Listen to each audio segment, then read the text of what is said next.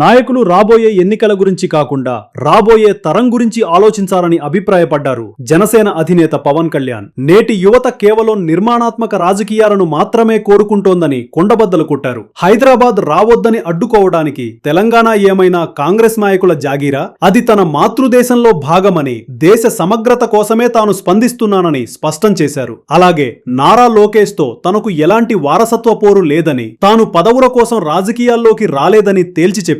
కులాల పేరుతో ప్రతి అంశానికి కులం రంగు పొలమడం మానుకోవాలని, పదే పదే కులాలు ప్రాంతాల మధ్య చిచ్చుపెట్టే స్వార్థపూరిత నాయకులను కొత్త తరం క్షమించదని అన్నారు. ఇదే సమయంలో నరేంద్ర మోదీ దేశాన్ని ముక్కలు చేసే నాయకుడు ఎంతమాత్రం కాదని, భిన్నత్వంలో ఏకత్వాన్ని కాపాడుతూ దేశాన్ని ఏకం చేసే గొప్ప లీడర్ అని పవన్ కళ్యాణ్ స్పష్టం చేశారు. ప్రధాని మోదీ తనతో ఇంగ్లీషులోనే మాట్లాడతారని, కొన్నిసార్లు హిందీలో సంభాషిస్తారని పవన్ కళ్యాణ్ చెప్పుకొచ్చారు. భాష అనేది కేవలం ఒకరి భావాలను వ్యక్తపరిచే సాధనం మాత్రమే తప్ప అది మనుషులను విడదీసేది కాదన్నారు.